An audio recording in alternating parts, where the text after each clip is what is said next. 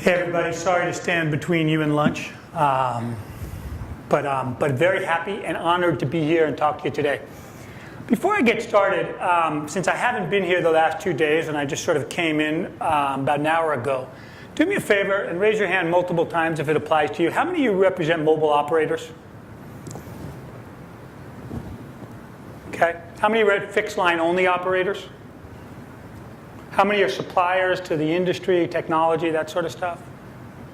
Anybody here representing brands? Anybody here representing some brand? Not sure. Okay, good. I'm just trying to get, first of all, I'm trying to get you to look up from your laptops because I've watched from the back of the room for the last 2 hours. But mostly, I wanted to get a feel for who's in the room, who's got vested interest, who's got stakes in the way our industry is growing and the way it's changing. Clearly, we at iPass do. So, is there a clicker up here for me? Is this it? Is this my... If I start somebody else's presentation, please forgive me. If I even start my own, please forgive me. There we go. So I'm going to try to be relatively short and to the point. And I'm not exactly going to talk about what was on the title of my presentation. As you know, we submit these presentations about 2 or 3 months ahead of time, and I have different thoughts as I come into these things about the things that I want to discuss, so I'm changing it a little bit. But I want to start with 4 or 5 agenda items that I think will either resonate with you, hopefully provoke you a little bit, and hopefully challenge you a little bit in your thinking. And I want to thank Derek, who started down this road a little bit, in that we share a similar space as independent vendors in this space, not tied to any specific carrier. But first, I want to share with what you already know. Then I want to talk about what we at iPass see from what is a pretty unique viewpoint on the industry. I want to talk about things that you kind of know, but maybe haven't built into your planning assumption or haven't embraced completely or haven't factored in, but I want to call them out and you can decide whether you agree with me or not.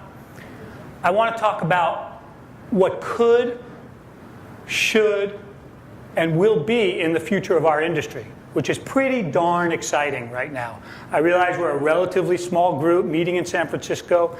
We meet 4 times a year. It's not a big thing, but we are at the heart of something that is very exciting and very, very important as you look forward, particularly in the future as it evolves, and I'll cover that.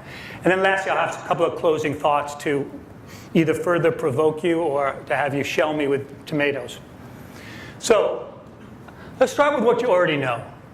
We already know we're leading dramatically more connected lives, right? I think that's sort of obvious. From the enterprise perspective, which is where the bulk of our business comes from, people are on unified communications, they're constantly connected, they're in SaaS applications, they're also living on Facebook, they're Skyping with their family, they are connected all the time. An increasing portion of our life is at this little display, this medium display, and then on this laptop, and then when I get to my hotel, my TV room. All are just displays for this connected life. And then the base layer for all of that, the base layer for all of it, which I think is not completely understood, is Wi-Fi. The Wi-Fi ecosystem is such an incredibly healthy, robust ecosystem. It starts with a uniquely functional standards body, and I include the people in this room with that also, but I also include obviously the IEEE stuff and some of the Wi-Fi Alliance stuff. Tremendous backwards compatibility. I can take a device that I bought on a PCI MCA card 12 years ago, and I can work it on my brand new 802.11ac network today. There aren't many standards like that. The only other standard that I'm aware of that is Ethernet and TCP/IP. And I think we're aspiring to the same base level of functionality. So super healthy standards body. We've got an ecosystem where the chips produced to drive the Wi-Fi ecosystem are dramatically cheaper and cheaper. They're a factor of 10 less than the cellular or 3G or 4G chipsets. It's wide open terrain. We've got government regulation that is super favorable to unlicensed spectrum and the dynamics around unlicensed spectrum. Those of you who followed some of the discussions in the States and Europe. And you've got technology providers who are super invested, as you've heard here in the last couple of days. I saw Google was speaking and potentially Facebook, who are super invested in this thriving ecosystem in whatever way they can, in both emerging markets and in developed markets, right? And so in a very real way, you've got this tremendous upwelling of this Wi-Fi network. And so I'm proud as hell to be in this business at this time, and I'm proud that my team is part of building this industry. So I think that's what you already know, and just calling it out. What we see is also a little bit obvious. So we have a unique perspective. So we work with about 180 suppliers out there. And those suppliers are not just mobile operators or fixed line operators, but they are in fact brands. They are in fact hotel chains. They are in fact independent WISPs. They are in fact airlines directly. They're in fact airline providers. It is a very diverse ecosystem. It doesn't look like one or the other of you in this room. It looks like an aggregation of a tremendous amount of different interests. And understanding those interests is really critical. And I feel like we have a very good feel of that by virtue of our role as being the #1 roamer on most of your networks. And that's a very exciting and interesting part to see the industry in. But what we also see is data. We collect a tremendous amount of data. We know where people are traveling, where they were before they got to your network, where they're going after they went to your network. We know how much data they're consuming. We know the kind of applications they're likely to use, right? We know what their experience was on your network. We know how many times they failed to connect, which is not a pretty sight. We know how chaotic this ecosystem is. It is robust, it is resilient, but it is chaotic. And at best description, even with NGH and Passpoint, it is a best efforts technology. And I think often we put our heads in the sands and we pretend that we're like mobile operators. We want to make this not a best efforts technology. It's a best efforts technology that'll get better and better. But we have to embrace the idea that it's a best efforts technology. But what we see and when we think about this is a slide that does not transition. There we go. So we're about to roll out an index that we did in conjunction with Maravedis and Rethink about the world's Wi-Fi growth map. So today we report to the world that we have 13 million hotspots. We actually have quite a bit more than that. And the inventory globally is about 47 million global hotspots in the public sector. This is not private. Some interesting facts about that. If my button would work.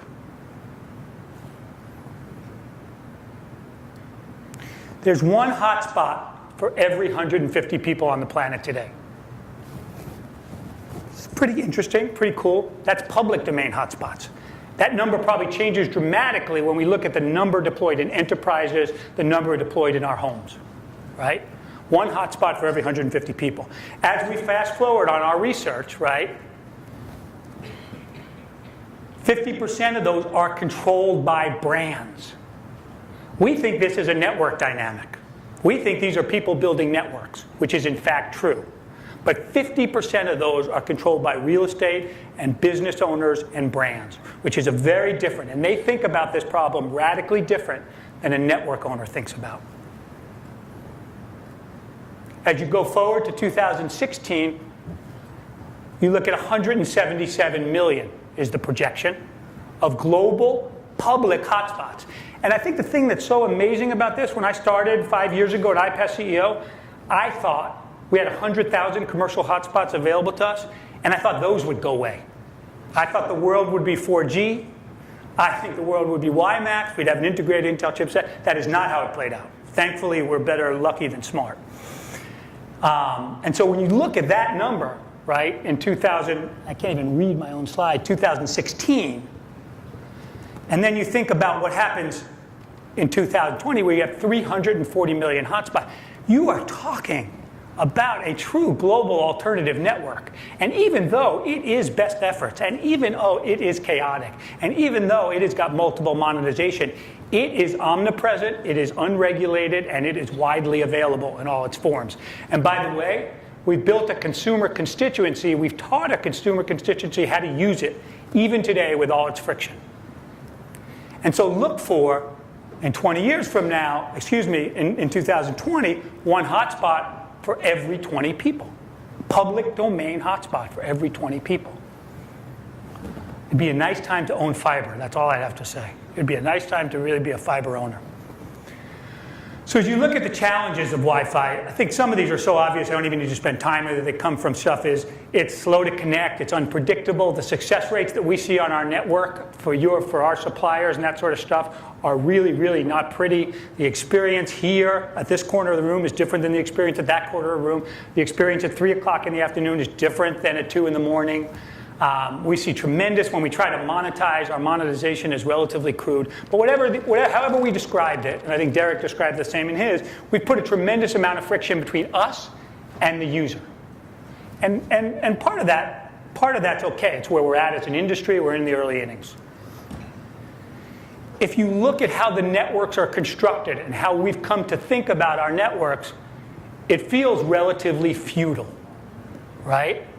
It feels like some weird manifestation of the mobile networks writ large. But we are not the mobile networks. This is very different, right?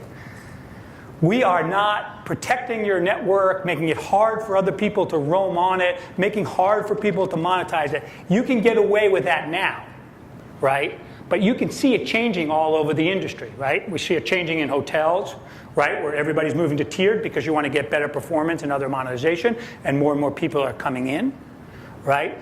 We've got to find a way to open these networks. But the state we're in today, and I'm not complaining about that state, but I view it in a sort of evolutionary time frame, is feudal, right? We're building our networks, we're using it for our subscribers, we're building it for our competitive advantage, and we're doing everything we can to make it unique for us. That won't last, right? It can't last. The industry begins to die and it just won't last. But it is where we are at today. You know, it sort of reminds me of those of you who are old enough, the first cash machines that came out. If you remember, you had a cash machine and it worked at your bank and your bank branch. Then you had a cash machine network that maybe worked at some other branches, right? But either way, every time you went to get money at one of those cash machines, you get money. It was 100% experience. Then you came to a world where now I can go anywhere in the world, approach any cash machine deployed by anybody, and I can get my cash, right? That is where this goes. But we are in the very early innings of it. And by the way, the logical assumption is we're constrained by and focused by technology. We are not constrained by technology. Listen, NGH and Passpoint are tremendous. They are really good things, and we're absolutely a requirement to take friction out of everything. But we're not constrained by technology. We're constrained by commercial roaming.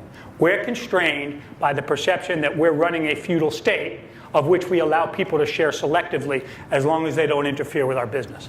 That will change in time. And we have very immature monetization.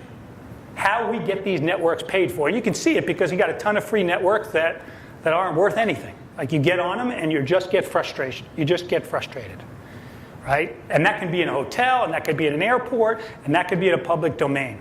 Free doesn't necessarily mean good, rarely means good. Okay.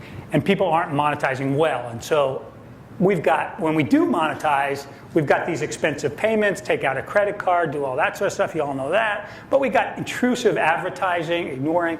If we took a beat from Silicon Valley, which is not always the best place to take a beat from, but you know, figure out your networks, build them, fill them, then figure out how to monetize them, right?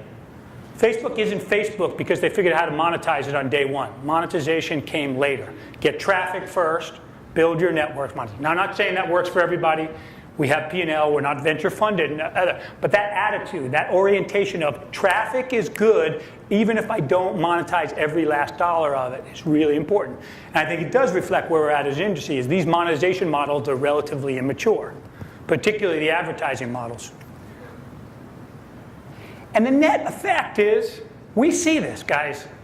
We're connected to your networks. We value you as suppliers. You're flying planes all day with empty seats. All day, you're flying planes with empty seats. Maybe a half an hour a day, you're at capacity somewhere in your network.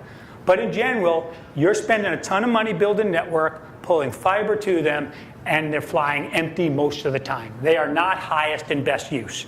If they were real estate, we'd say you did not use the highest and best use of your networks. So there's a ton of opportunity here. And not just in the public networks, but in the home hubs and the community. So, what you kind of know, but maybe you want to write it down because it comes and goes, is I think you kind of know that, I can't see that, that consumers offload themselves. That this whole notion of offload is a bit of an oxymoron.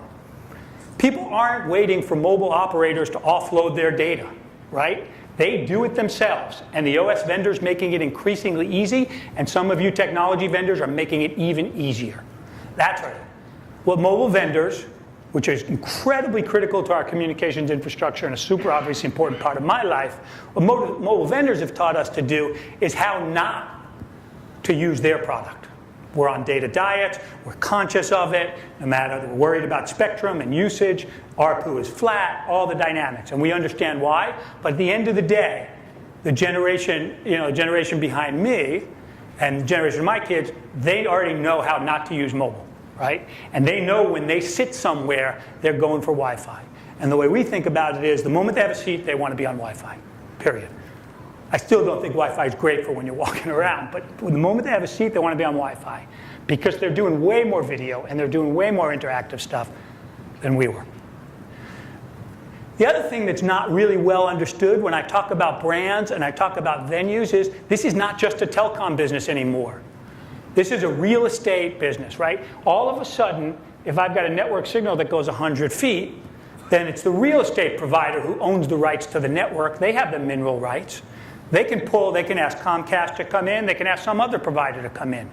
They're relatively indifferent of who builds fiber to their premise. But what they're not indifferent to is what the user experience is and how they monetize that for their business best interest first. Not the network's best interest, but theirs. And that's a fundamental shift in thinking.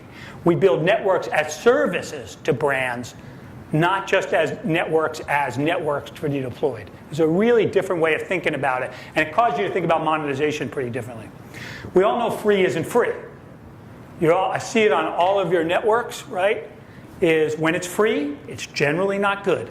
And it's really never free to you, and you're finding some way to get it paid. And some of you are getting permission to run these giant experiments to build these networks. We all know that permission won't last unless you figure out a way to monetize it, much like Facebook had to figure out a way to monetize it. And we all know the way you're monetizing it today is semi-interesting. You're helping reduce churn in your subscribers. That's good. It's all good. We're paying you a little bit for roaming on the top for high-end stuff. That's all good. It's all good. But by all sense, until you can figure out what's in their best interest, the venue owners, the real estate, the brands, you don't really monetize in the potential that's there. I think we see it coming. Mobile will cease to be separate. We've created this barrier between mobile networks and fixed networks over the last 20 years. And the mobile guys were always the cool guys in the room. They were always the guys in the telecoms that got promoted. Mobile was on the rise. I think we see it now that if you're just a spectrum holder these days, it's not the best position. And as a consumer, increasingly, I don't feel like I need this arbitrary boundary between my mobile subscription and my home broadband subscription. I don't need that. I'm fine having one communication provider that gives me my home broadband, potentially my content, my voice, and my mobile subscription. I think it's an artificial boundary, and I think you'll see that changing, right? In some ways, it's, the old integrated PTTs back in Europe of the days are back in fashion, in some respect, being able to offer that seamless experience. One size doesn't fit all. Not all networks can be monetized in the same way. Yes, you're going to pay for your network when you're in the air on an airplane because that's a very hard network to build and very scarce. You're not going to pay for it when you're in Starbucks. You may not pay it in the city, San Francisco, but somebody's going to pay. And one size monetization doesn't fit all. So these are the kind of things that we don't call out as discreetly, but we kind of know. You can agree with me. So then I asked the question of what could, should, will be. If you believe our forecast, even an order of magnitude forecast about what's happening with the global Wi-Fi infrastructure, it feels inevitable to me, given the movements we've seen over the last 10 years, whether you want to look at the early days of the internet and TCP networks, whether you want to look at the onslaught of mobile data that we waited for so long, it feels inevitable that we're going to have a global alternative network that's based on Wi-Fi, that's going to be living in unregulated spectrum, going to be largely unregulated, going to be supported in general by a variety of different models, that there'll be a single credential that you can take around the world, and take yourself and your identity around the world and automatically log on and use this infrastructure and this available, and it'll be a very connected alternative experience. Now, it's fundamentally Wi-Fi, so sometimes it will work super well and sometimes it won't, but increasingly it will work better. But this is where I believe the world is going. There'll always be mobile, but at the base of everything, like Ethernet used to be, right, will be the Wi-Fi base. And I think that is a really exciting thing for our industry and our time. And I think we are really in the early innings of that, folks. I mean, we feel like we've come a long way, I get it, but we are in the early innings. I bet there are people here from the cellular industry who are recounting their discussions back in the mid to early 80s about their business and what it was going to be like, and the notion that we could have almost 5 million handsets in the US. We could have almost 5 million. Of course, now there are 350 million or so. I think we're in that 5 million handset frame right now. And it's exciting. And so I embrace it and all the things that are going on around it. There's one simple idea that I have you guys leave with, that I have particularly the network providers. Your network doesn't provide competitive advantage. If it does, it's only temporary. It only provides competitive advantage going forward when it's connected. When your users, your subscribers, the people you're trying to monetize are connected to everything else. Because otherwise, we're flying planes with empty seats. And there are a bunch of ways to do this, and I'm not going to pretend that I know all the ways these things are going to get monetized. There are going to be super creative people that already are. If you look at Facebook's experiment with the coffee shops and some of those, they're taking user data and they're providing it anonymously to the vendor who owns the brand and all that sort of stuff. Super valuable for the vendor, valuable for Facebook. Their single logon gets them onto lots of Wi-Fi. Right? We see a bunch of different models of this working. But in the end, it's when the borders come down between the networks and you say, hey, I built this network, it's really great, now how do I aggressively monetize it? So how does it get funded? A little commercial for iPass. We're doing some interesting stuff. Obviously, it's, we're interested in it, but there are 100 ways to get funded. So Xenia is offering for all of their high-end customers a World Pass. They can go around, travel on the world, and they'll fund their Wi-Fi wherever it is. We turn around and pay you money for that. HP is shipping all throughout Asia Pac all of their devices with a Wi-Fi subscription. They go around, right? We turn around and pay you money for that, right? Very different ways to monetize, but all incremental. And by the way, 100% gross margin business for you guys when we were able to do these things, right? Coca-Cola is doing this in Brazil. They're taking Wi-Fi enabled Coke machines that you can refill and get more access to Wi-Fi on. But it doesn't stop there, right? Everybody who makes a device, everybody who sells a service, right? They can fund this stuff. It's their commerce that's happening. And the truth is, they want to fund it. They want to fund it at reasonable rates they can afford that make you money and make them money, but they want to fund it, right? And so as you look at the different people around the world, Visa, MasterCard, Baidu, Google, right? All of these folks can fund this. They can begin to do it. But they can't fund it when there is no relationship between the cost to generate a megabyte and the price of a megabyte. They can't fund it then. They can fund it when there's a relationship between the cost to generate a megabyte and the price of a megabyte. Right now, those are miles apart because everything looks like premium pricing to everybody. Now, we see it changing, and it's really exciting. But when the pricing gets in line, when there's an incremental amount over the cost to generate a megabyte for the price of the megabyte, you're going to see these things take off. And what you're going to get is what you really want. Is you want a self-funding cycle where the networks really are paying for themselves.